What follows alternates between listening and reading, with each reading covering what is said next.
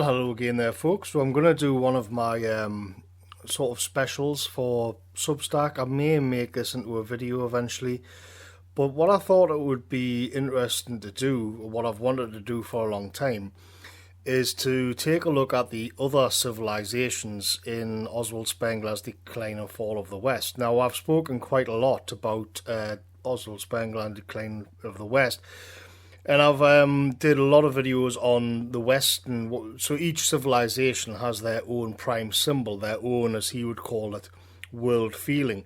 And I've done a lot of content exploring ours, Western, which he was Faustian civilization. But in Decline of the West, there's actually quite a lot of civilizations that he touches on, and he gives them, or he calls them, higher cultures. And then there's some other ones which don't actually get their own sort of special symbol, their own sort of prime drive, their spirit. But what I've done here is select the ones, the other ones, the major higher civilizations.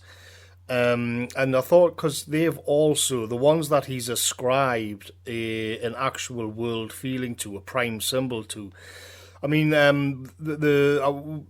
the Babylon is also mentioned quite a bit, but he doesn't actually give it its own whole symbol. And I think that's related to the Magian civilization, which we'll come to later. But so what I think's interesting about this is that we can then have a look at these civilizations, and we can kind of put Faustian civilization on the back burner a bit and see what their kind of spirit was. We can see what their drive was in the way that ours is infinite space. And so there's Egypt, there's China, there's the Magian civilization, which is the Islamic one, and he also has the Jews slotted within that civilization. There's the classic civilization of Greece and Rome, and then there's also the Indian civilization. And they each have their own world feeling. They each have their own consciousness, which he's ascribed a symbol to. And so without further ado, I thought we'd just jump in with Egypt. Now, it's quite surprising that just how much time Spengler talks about Egypt in Decline of the West. Like, he really loves Egypt. He's really fascinated by it, and he goes on about it at length. And they get their own sort of prime symbol, and it is the resolute march down the path once entered, which is a bit of a mouthful, but it makes perfect sense with what he's going to get into here. And I think the reason why he liked Egypt so much is that Egypt, the old kingdom, it was around for a long time. And it gave him the chance to put his theory, his philosophy of history fully to the test, because he could then trace all of the cycles and all of the different phases that it went through, and his theory could be then compared to Egypt, and then, you know, contrasted with it and see if his theory worked and all of that kind of thing. So let's just jump in with a bit. So let's kick off with Egypt. And so Spengler says, for the Egyptian, really, I've selected parts of Spengler where himself, and we can kind of see what he says about these various civilizations. And what I like to do by the end of it, and we get through it, is kind of just so people have an outline of how these other civilizations, what he actually had to say about them, and it makes you look at the world differently, because it's important to remember as well, for Spengler, the different civilizations, different cultures are almost hermetically sealed, almost like within domes, where the people from in one find it very difficult to fully understand the sort of the metaphysic within the other domes. That's crucial. He's very much a relativist like that. So anyway, that's why they're each different. For the Egyptian, reality was a resolute march down the path once entered. The pyramids, seen in this light, are not buildings in the Western sense, but pathways enclosed by mighty masonry. Indian man, who we'll get to later, forgot everything, but Egyptian man forgot nothing. Hence, While the art of portraiture, which is biography and kernel, was unknown in India, in Egypt it was practically the artist's only theme. The Egyptian soul, conspicuously historical in its texture and impelled with primitive passion towards the infinite, perceived past and future as its whole world, and the present, which is identical with waking consciousness, appeared to him simply as the narrow common frontier of two immeasurable stretches. The Egyptian culture is an embodiment of care, which is the spiritual counterpoise of distance. Care for the future expressed in the choice of granite or basalt as the craftsman's materials, in the chiselled archives, in the elaborate administrative system, in the net of irrigation works, and necessarily bound up therewith care for the past. The Egyptian mummy is a symbol of the first importance. The body of the dead man was made everlasting, just as his personality, his car, was immortalised through the portrait. So there's quite a bit there, because when we're talking about all of these civilizations being spiritually different, one of the things that Spengler goes to great pains to point out is that some of them have different understandings of time to other ones. And so Egyptian culture, the Egyptian civilization, is one of the most historical, along with our own, our Faustian civilization. Whereas the other extreme end of being ahistorical is the classic civilization, which may surprise some people, but we'll get to that later. And the most historical at all of them all is the Indian civilization.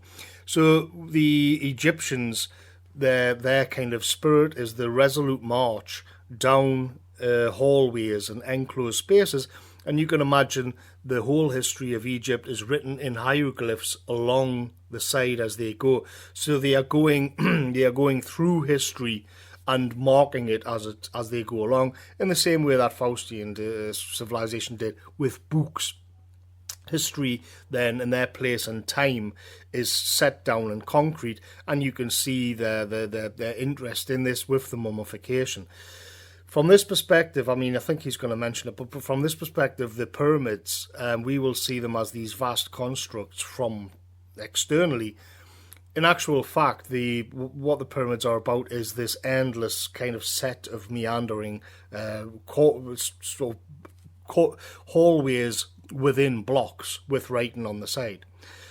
There is a deep relation between the attitude that is taken towards the historic past and the conception that is formed of death, and this relation is expressed in the disposal of the dead. The Egyptian denied mortality. The classic man, Greece and Rome again, affirmed it in the whole symbolism of his culture. The Egyptians embalmed even their history in chronological dates and figures. From pre-Solonian Greece, nothing has been handed down, not a year date, not a true name, not a tangible event, with the consequence that the later history, which alone we know, assumes undue importance, because the Greeks didn't have that much of a kind of sort of sense of time. But for Egypt we possess, from the 3rd millennium and even earlier, the names and even the exact reign dates of many of the kings, and the new empire must have had a complete knowledge of them. Today, pathetic symbols of the will to endure, the bodies of the great pharaohs lie in our museums, their faces still recognizable. On the shining, polished granite peak of the pyramid of Amenet III, we can read today the words, "Amenet looks upon the beauty of the sun," and on the other side, "Higher is the soul of Amenet." That's hard for me to say some of these names, I'll say that. "Then the height of Orion, and it is united with the underworld." Here indeed is victory over mortality and the mere present. It is to the last degree unclassical. Fully conscious of itself progressing through history and recording it as they go along, the Egyptian soul saw itself as moving down a narrow and inexorably prescribed life path to come at the end before the judges of the dead. That was its destiny idea. The Egyptian's existence is that of the traveller who follows one unchanging direction, and the whole form language of his culture is a translation into the sensible of this one theme. And as we have taken endless space as the prime symbol of the North, that's ours, Faustian, and body as that of the classical, we'll come to them in a moment, so we may take the word way as most intelligibly expressing that of the Egyptians. Strangely, and for Western thought almost incomprehensibly, the one element and extension that they emphasize is that of direction in depth. The tomb temples of the Old Kingdom, and especially the mighty pyramid temples of the 4th dynasty, represent not a purposed organization of space, such as we find in the mosque and the cathedral, but a rhythmically ordered sequence of spaces.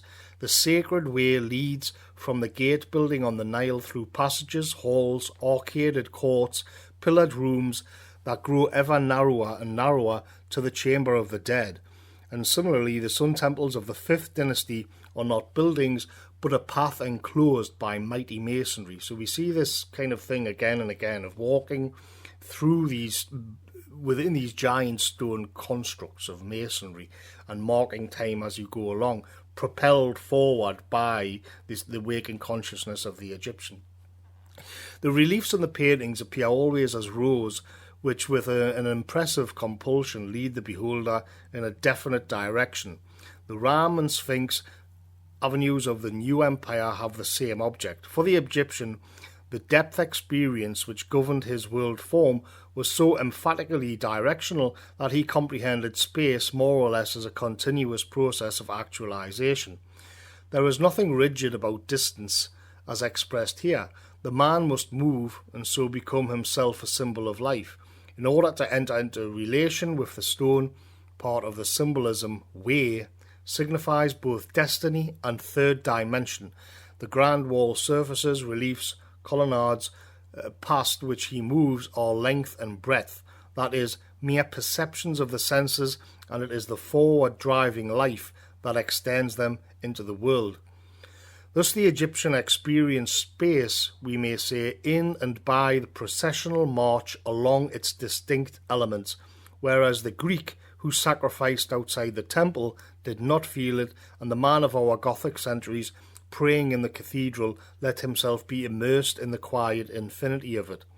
And consequently the art of the Egyptians must aim at plain effects and nothing else, even when it is making use of solid means. For the Egyptian, the pyramid over the king's tomb is a triangle, a huge, powerfully expressive plane that, whatever be the direction from which one approaches, closes off the way and commands the landscape. For him, the columns of the inner passages and courts, with their dark backgrounds, their dense array, and their profusion of adornments, appear entirely as vertical strips which rhythmically accompany the march of the priests. Again, this theme of marching through these enclosed spaces. And then just a little bit extra there. In art and portrait, there's a sort of, to wrap it up, in Egypt, the face of the statue was equivalent to the pylon, the face of the temple plan. It was a mighty emergence out of the stone mass of the body, as we see in the Hyksos Sphinx of Tanis and the portrait of Amenhotep III.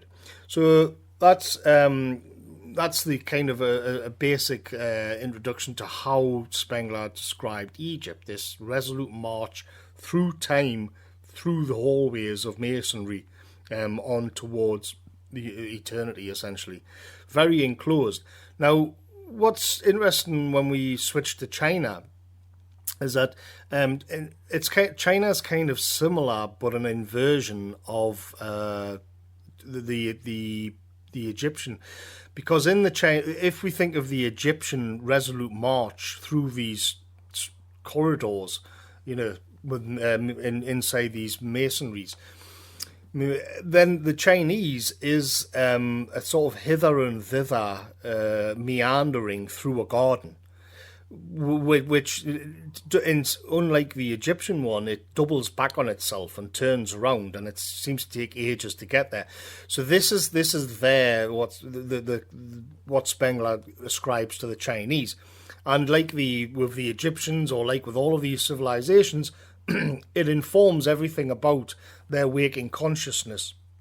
It's like their prime drive, it's strange when you consider Chinese history, of course. But so Spengler says, just to sort of kick this off, In China, the face is like a landscape full of wrinkles. So we see straight away this idea of the wrinkles being like these sort of little garden paths that sort of chaotic and, and little signs that mean something. But for us, the portrait is musical. The look, the play of the mouth, the pose of the heads and hands, these things are a fugue of the subtlest meaning, a composition of many voices that sounds to the understanding beholder.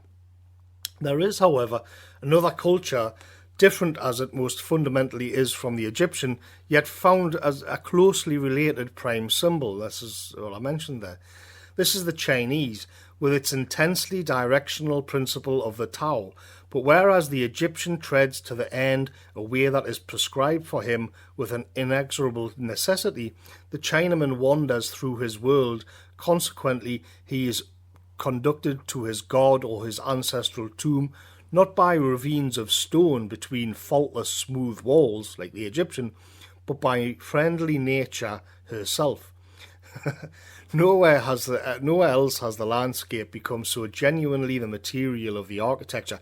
If you actually just do a quick Google search on and you look for like Chinese paintings, it really is like this. There's something to be said for this in all of the different civilizations. And I've done this a lot. You can just look at the art, because Spengler thinks an art is the true expression of a civilization. That's how you can see its soul and where it is in its sort of cycle, if you like. And so if you have a look at the art of the Chinese, you see this. It is just like this kind of meandering path through a garden all of the time. Or even they do like similar versions for the sea. Nowhere else has the landscape become so genuinely the material of the architecture. Here, on religious foundations, there has been developed a grand lawfulness and unity common to all building, which, combined with the strict maintenance of a north-south general axis, holds together gate buildings, side buildings, courts and halls in the same homogeneous plan, and has led finally to so grandiose a planning and such a command over ground and space that one is quite justified in saying that the artist builds and reckons with the landscape itself. The temple is not a self-contained building, but a layout in which hills, water, trees, flowers and stones in definite forms and dispositions are just as important as gates, walls, bridges and houses. So the Chinese are sort of fusing themselves in with their landscape, within their architecture and with everything they do. This culture is the only one in which the art of gardening is a grand religious art. There are gardens that are reflections of particular Buddhist sects. It is the architecture of the landscape, and only that, which explains the architecture of the buildings. And with their flat extension and the emphasis laid on the roof as the really expressive element, and just as the devious ways through doors, over bridges, round hills and walls leads at last to the end, so the paintings take the beholder from detail to detail, whereas Egyptian relief masterfully points him in the one set direction. The whole picture is not to be taken at once. Sequence in time presupposes a sequence of space elements through which the eye is to wander from one to the next. So again, you see this, and it is like this if you look at the Chinese art. This even looking at the sort of the symbol of the Chinese dragon, which is completely different to the way the Western dragons look. The Chinese dragon is like this long, sort of writhing, doubling back on itself snake type thing when you see them in the things. So it is interesting. As always, I think he's spotted something really quite profound, because you have to ask, well, how does this happen? You know, it's almost like magic. Whereas the Egyptian architecture dominates the landscape, the Chinese espouses it. But in both cases, it is direction in depth that maintains the becoming of space as a continuously present experience. And just to drive home the point about the story of the Chinese, because this affects their history as well. It isn't just a sort of artistic or aesthetic thing. The Chinese are kind of strange when you look at Chinese history. They will have these, say, great leaps forward and invent technologies. And then you find that 50 years later, they've kind of thrown up their borders, walls, and they've become deeply conservative and turned back in on themselves. And there was a Chinese explorer, a famous Chinese explorer called Zheng He. He was a giant eunuch who explored the sea of Asia, and he even reached into Africa. But he was almost sort of disappeared from Chinese history. So they had this kind of outward expansion. And then they said, well, okay, that's it. We've had enough of that. And we're going to, even to the point of inventing technology and then banning it. So there's this kind of mentality of like, well, we're gonna set off on a march, but then we're kind of going to get lost. We're going to lose kind of our mojo a little bit into it, and then just to say, well, we've changed our minds, like this kind of meandering walk through a garden. And in Wikipedia on this the Zheng He thing, in the decades after the last voyage, imperial officials minimised the importance. Wikipedia of Zheng He and his expeditions throughout the many regional and dynastic histories they compiled. The information the Yongle and Zaunda, I can't say the Chinese names, emperors, officials, annals was incomplete and even erroneous, and other official publications omitted them completely. Although some have seen that as a conspiracy seeking to eliminate memories of the voyages, it is likely that and this is even more interesting, so you can say, was it a conscious attempt to hide that these great explorations ever happened as a conspiracy? It also says it is likely that the records were dispersed throughout several departments and the expeditions unauthorized by and in fact counter to the injunctions of the dynastic founder presented a kind of embarrassment to the dynasty. So they ended up his like this grand sort of explorations and achievements, they got lost in this kind of bureaucratic malaise, and then they became an embarrassment to the dynasty. Imagine some kind of great exploration becoming an embarrassment to a monarch in Western civilization. It just wouldn't happen, because we, to a fault, never stop. We will just propose. It's the contrast between the drive into infinite space and the Chinese kind of hither and thither, sort of hesitatingly going around in the path and then turning back on yourself. It's really strange that. Whereas the Western civilization, there's absolutely no doubt. There's never enough. The drive is insatiable. Or at least it was, but I don't want to get too carried away on that. So here is a nigh on perfect example of the hither and thither nature of the Chinese character, expansion and then meandering back home and turning inward.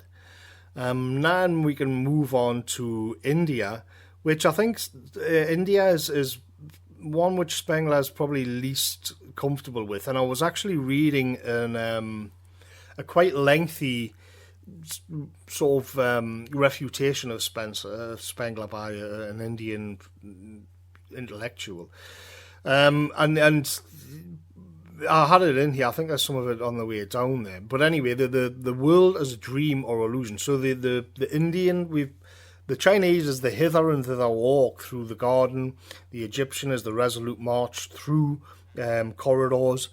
In buildings, and then the Indian, who is the least historical of all the civilizations, his is the world as a dream or an illusion. And so old Oswald says, in the Indian culture we have the perfect ahistoric soul. Its decisive expression is the Brahman Nirvana. There is no pure Indian astronomy, no calendar, and therefore no history so far as history is the track of a conscious spiritual evolution. Of the visible course of their culture, which as regards its organic phase came to an end with the rise of Buddhism, Spengler sees the rise of Buddhism in India as India going into its civilizational phase. But I don't want to get too bogged down in the cycle stuff. We we know even less than we do of classical history. Rich though it must have been in great events between the 9th and 7th and 8th centuries, and this is not surprising since it was in dream shapes and mythological figures that both came to be fixed. It is a full millennium after Buddha, about 500 AD, when Ceylon first produces something remotely resembling historical work, the Mahavansa. The world consciousness of Indian man was so historically built that it could not even treat the appearance of a book written by a single author as an event determinate in time. Instead of an organic scries of writings by specific persons, there came into being gradually a vague mass of texts into which everyone inserted what he pleased, and notions such as those of intellectual individualism, intellectual evolution, intellectual epochs played no part in the matter. It is in this anonymous form that we possess the Indian philosophy, which is at the same time all the Indian history that we have, and it is instructive to compare with it the philosophy history of the West, which is a perfect definite structure made up of individual books and personalities. So the Indian sort of grasp of history is so loose of all of the civilizations that even their, like, what's written of their sacred text just comes down as kind of the odd scrap of paper here or there, and you contrast that with the West, where everything is written down, concrete dates. It's interesting because we take it for granted, of course, that we look back on Western history as a series of dates with events attached to them. And part of it's one of these things where we then think or assume that all of these other peoples around the world were like that as well, and it isn't the case. And so the Indians had a completely different waking consciousness. They existed in a different universe, which is almost without time. They just sort of passed through in a dream, as Spengler saying. Indian man forgot everything, but Egyptian man forgot nothing. Hence, while the art of portraiture, which is biography in the kernel, was unknown in India, in Egypt it was practically the artist's only theme. For the soul of India, the world is illusion, an existential zero, and its goal, the ever-circling phantom show of creation and destruction, is to be escaped by attaining nirvana. Here, the prime symbol is zero, an idea which, in the realm of numbers, meant something entirely different to traditional Indian mathematicians than to their Faustian counterparts, for whom the zero has always entailed deep paradoxes. The least historical of all civilizations, with writing and texts coming very late. So that's the Indian kind of a quick summation of the Indian worldview, Indian consciousness, and Spengler. And then next we've got the Magian civilization, which encompasses the Middle East, which is a big one and an interesting one. And I think this one, unlike the Egyptian civilization, the Magian civilization offered a challenge to Spengler's view of history, where he sees all of these different civilizations and cultures as being within these almost hermetically sealed domes. This raises a problem when you look at the Middle East, because there's so many... the history is so huge, and there's so many different religions at play. There's so many different peoples. It's quite. I mean, even today, it's a chaotic mess if we're honest about it. And if you're going to have a Spenglerian, view on it, for Spengler himself, I think he saw what he called the Magian civilization of the Middle East as being a challenge, because what is it that you're talking about when you've got all of these different competing cultures and civilizations in one space? And what he's done is ascribe to the Magian civilization as if they are living within the cavern or a dome, almost in this Gnostic way. And the reason for that is that because the genuine spirit is being buried in what he would call Petronism, which is like petrified under all of these different competing forms. And so this gives you the impression of this being under the dome, being under pressure. So then the Western Faustian mind perceives the universe as infinite space. This is Spengler again. The classic Apollonian as well-ordered aggregates of bodily forms beneath a corporal vault of the heavens. A third civilization, the Near Eastern Magian, conceives of the universe as a cavern. Here, the primordial light versus dark struggle pervades the cavern dome of the heavens, even as it dominates the eternal wars among the human race. The Magian world is thus a cosmos of opposing substances, God versus the devil, the righteous versus the infidel. Even death, for the author of John's Gospel, as for the strict Muslim, is not the end of life, but as something, a death force that contends with the life force for the possession of man. By setting the high cultural achievements of the Magian world alongside those of the Apollonian and Faustian, we perceive the radical dissimilarity among them. The classic temple is an architectural body of ordered elements, optically graspable and in a single glance, designed as a completely exterior experience for the eye. The Western cathedral is an expression of an inward yearning for the light from infinity. The Near Eastern mosque is a cavern from which the symbolic duality of light and dark contend in the enclosing dome. In classical mathematics, proportions among magnitudes comprise the entirety of a number thought. In the West, it is the relationships among varying functions operating in infinite space that make up the concept of number. In Arabian mathematics, it is the alchemical transmutation of undefined qualities that pervades the essence of mathematics.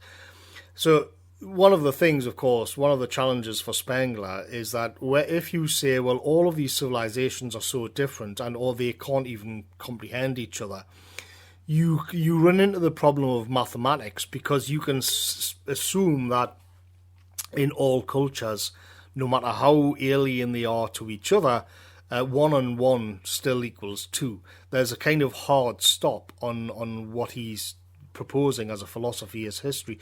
And in actual fact, in Decline Volume 1, there's a huge, kind of painful chapter where he begins right away with the problem of numbers. It's as if he's preempting. He can see the criticism that would emerge. He can see what's coming down. So he's got this huge, kind of tortuous, painful chapter right at the start of his book. But then when you kind of wade through that, you get into the really good stuff about Goethe's morphology and the analogies with trees and plants and the cycles, and all of the good stuff comes after that. So this is the problem that he has with mathematics, and you can see here he's touching on that again.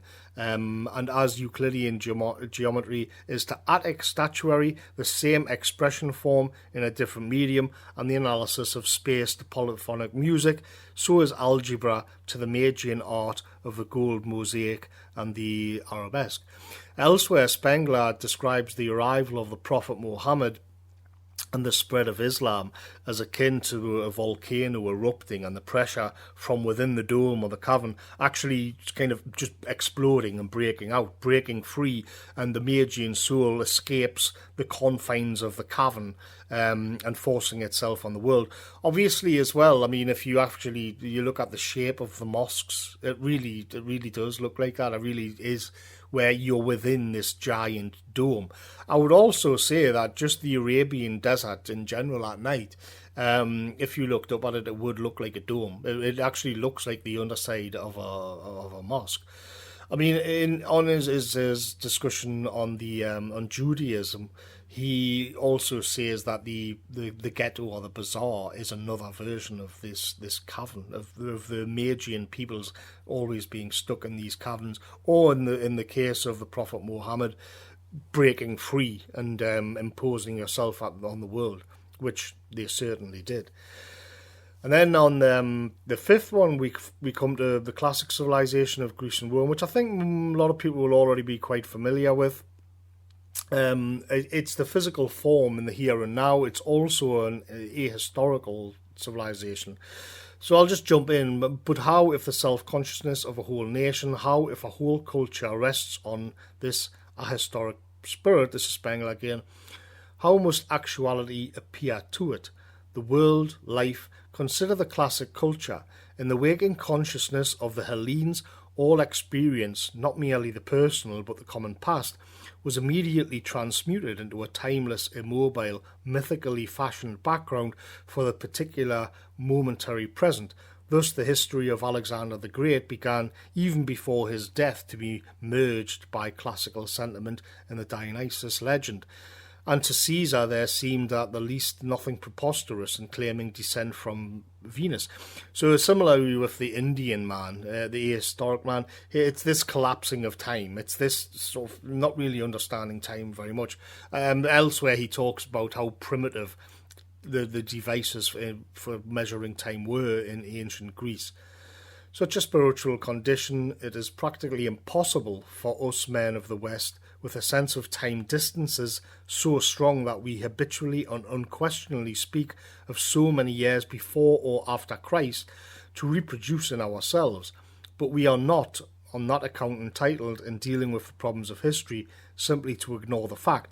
So this is something which I think people don't like this, because especially in sort of nationalist or dissident right circles, there's a tendency to trace a clear path from ancient Greece through Rome, and then the rise of Christianity and the rise of the Western civilization, that we are all interlinked like that.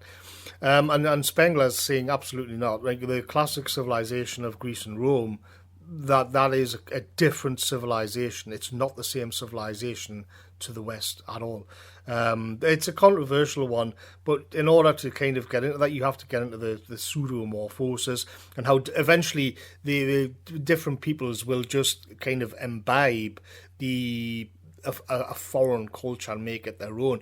That's something which we'll get back to in a bit when we come to Russia, and in a way that's also the situation with the Magian civilization, where the genuine spirit is crushed between all these different forms, and eventually it has to burst its way out, because sometimes it's just too much. But we are not on that entitled in dealing with it simply to ignore the fact. So what he's saying is that we tend to just ignore the fact that there is a fundamental different waking consciousness between Western Faustian man and the classical man. So once again, we can compare the different art forms. The classic civilization is the physical form in the here and now. Obviously, what we have to think through is the Greek statues, or the kind of it's kind of obvious. But then if we compare that to the Indian, the pictures of Shiva in this kind of dreamlike state, or and Hinduism and whatnot, and then you've got the Faustian, which will be the paintings. The paintings are always sort of in depth. There's always this kind of losing yourself in space.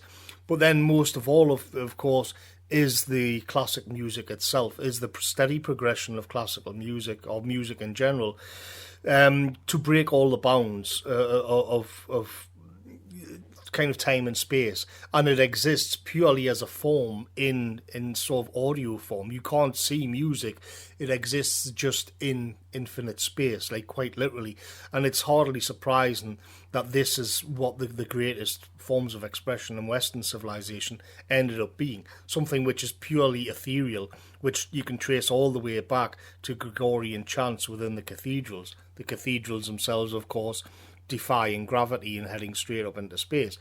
And so for the Greeks, it is the statue in here and now. Now, Arthur Chandler's is a good scholar on this, on Spengler's morphology. And I've got a little segment which I've stolen from him here. And he says, for the classic culture of Greece, the prime symbol was radically different, and so too was the form ideal it sought to express in its art and thought. For the people of classic civilization, the near and present bodily form of things made up the basis of existence. Greek painting contains no ordered distances, only bodies. Euclidean geometry, because it affects the mathematics, of course, always gives us the mathematics. You can think of pi as well, where it's got this centre point and there's a circle going round and round it. Mathematics of surface and volume, never point system of variables, and a matrix of infinite Cartesian space, which would be Faustian. Even the music of Greece, with its supposed harmonic connection with Western music, is in fact based on a sound appreciation of a radically different sort. For the classic mind, harmony consists of the relationship between two sounded notes.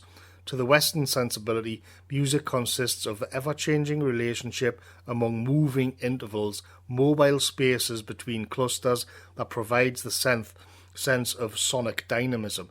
So part of the thing which goes along with infinite space is perpetual movement as well. So that's kind of the Greek. It's interesting as well when he says that they pray outside of their temples, which is different to the Egyptian. So lastly is a strange one, because we've got Russia, and this is a strange one because Russia is, in Spengler's view, the next great civilization, which is particularly interesting when you look at world events today. And the problem, which is kind of related to the Magian civilization, is that Russia has suffered, in Spengler's view, acute Petronism, or it's been petrified. The Russian soul, the genuine Russian waking consciousness, has been petrified under a kind of thick coating of Western civilization. And an interesting... He's even assigned them, by the way. He even assigned Russia its prime symbol. So we can go back. Let's just have a recap. We've got the physical bodies in the here and now of the classic civilization. We've got the Magian civilization, which is the waking consciousness within the cavern or the dome.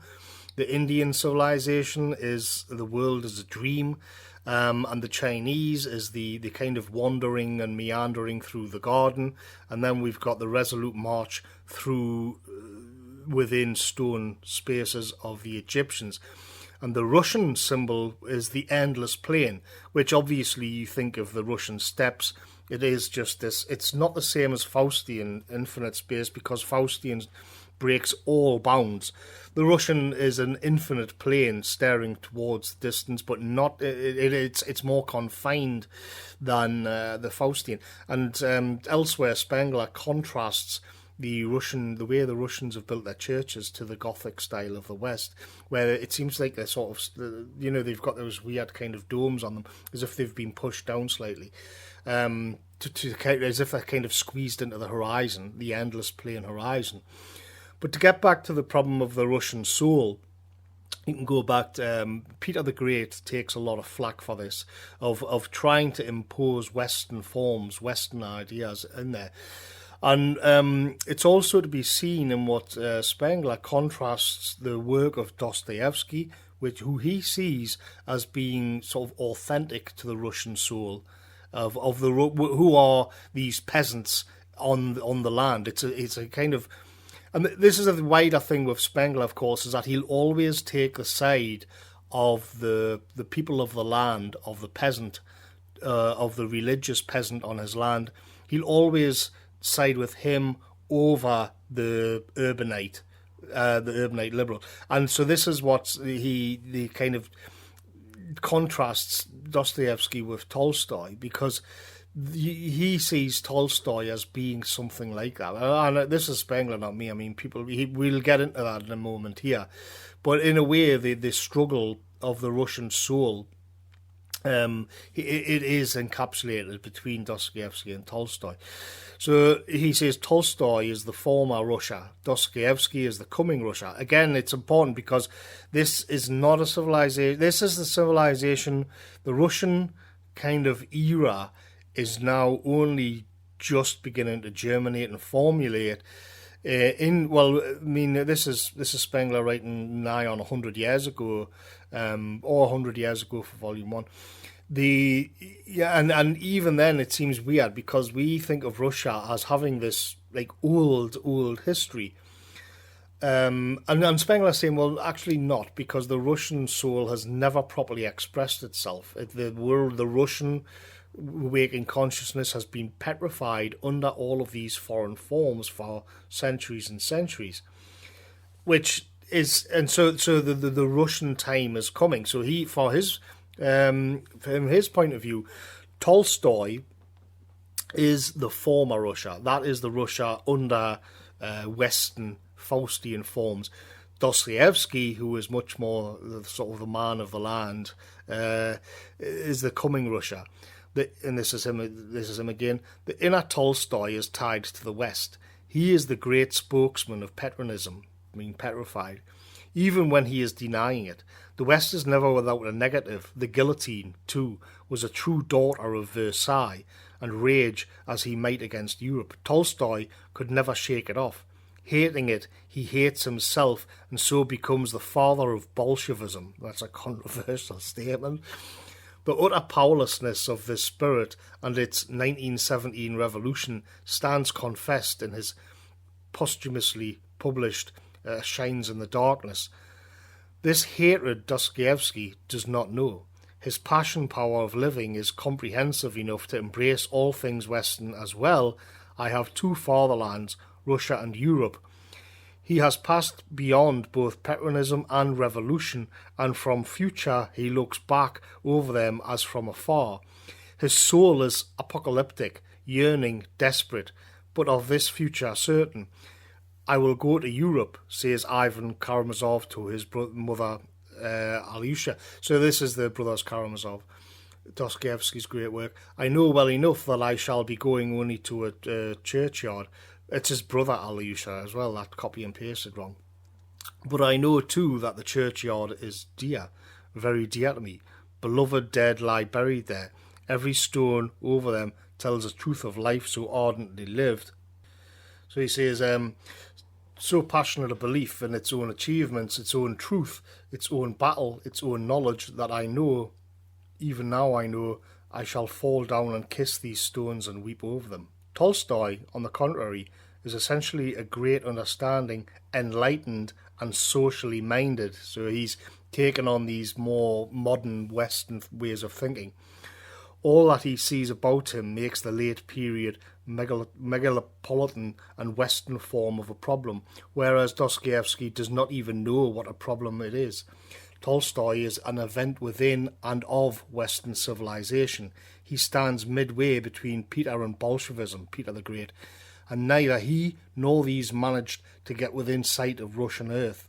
The thing they are fighting against reappears recognizable in the very form in which they fight. Their kind of opposition is not apocalyptic, but intellectual. Tolstoy's hatred of property is an economist's, his hatred of society a social reformer's, his hatred of the state a political theorist's, hence his immense effect upon the West. He belongs, in one respect as in another, to the band of Marx, Ibsen and Zola.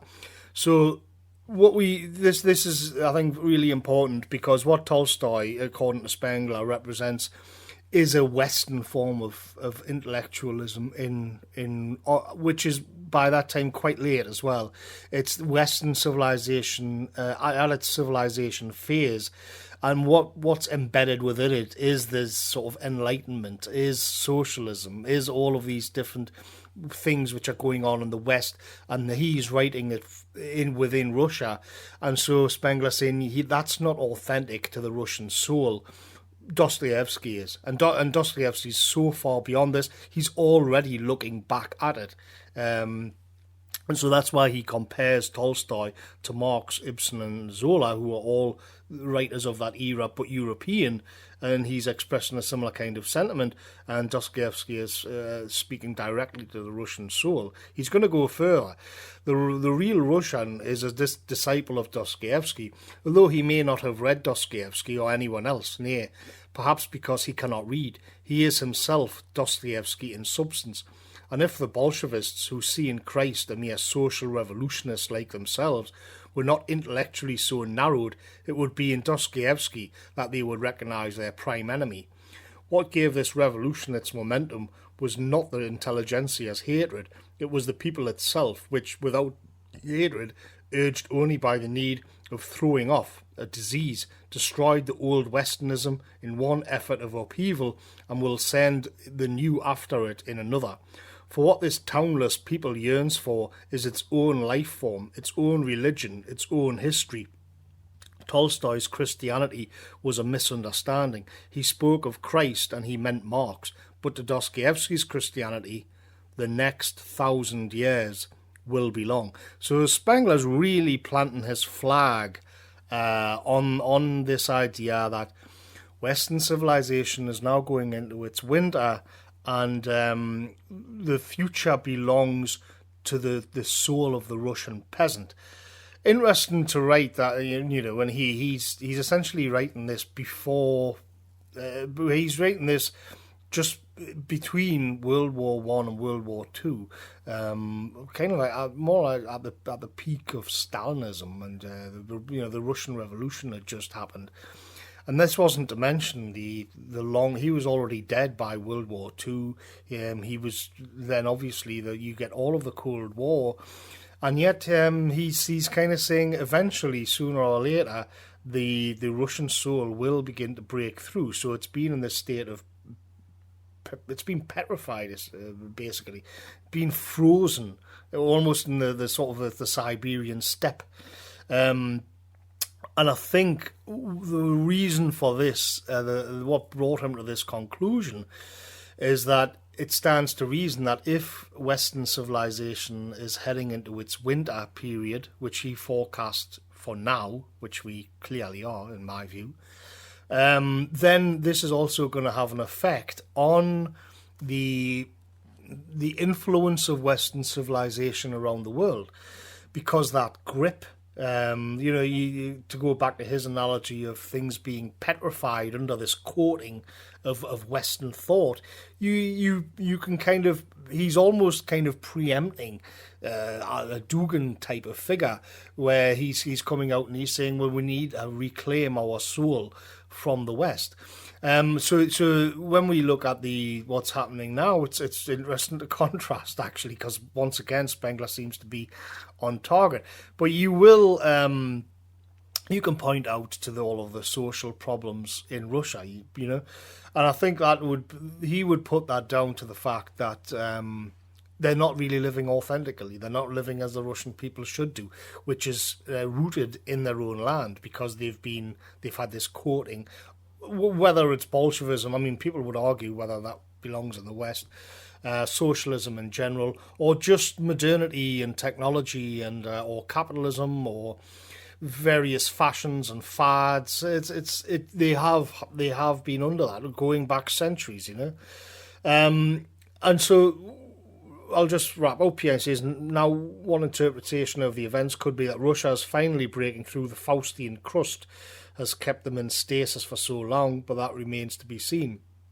So it is possible to view this, the events going on in the world now, of where you're going to see, in Russia's case, they're kind of breaking through the ice. They're breaking through this crust of Western Faustian civilization so long. And in actual fact, Putin is kind of saying that. Where we need to hold on to our, the West is done, and we need to reclaim our real identities, because it's as if it's the Roman influence beginning to sort of recede. So too will the Western Faustian civilization, and on the periphery you'll see different peoples and different people kind of casting off the shackles. But in the case of Russia, it is it's interesting, because there's a much deeper thing happening, which has been, according to Spengler, centuries in the making.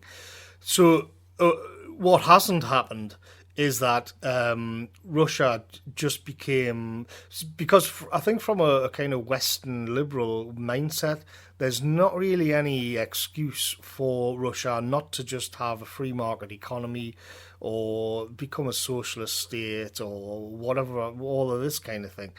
And it's like there's something been preventing that happening all along. There's something which just didn't sit right with the Russian people. I mean, elsewhere, Spengler talks about how they hardly even comprehend the Russian peasants who he is on their side. But at the same time, he's saying that he finds Western concepts of money just incomprehensible. The kind of the scales where there just doesn't seem to be any limit on it. They've got a basic primitive soul. Again, it sounds insulting, but this is something that Spengler lionises throughout all of his work, where you only really need the money to buy something, and all this idea that you'd have 20 trillion in debt, or that just pure, where it was just some money was just purely ethereal. It was just sort of numbers floating around in space, is a typically Faustian thing, which other civilizations may find harder to grasp in the long term. So yeah, that's my kind of rundown, a brief look at the other civilizations of Oswald Spengler. So I hope I found that of interest, folks, and I'll catch you later.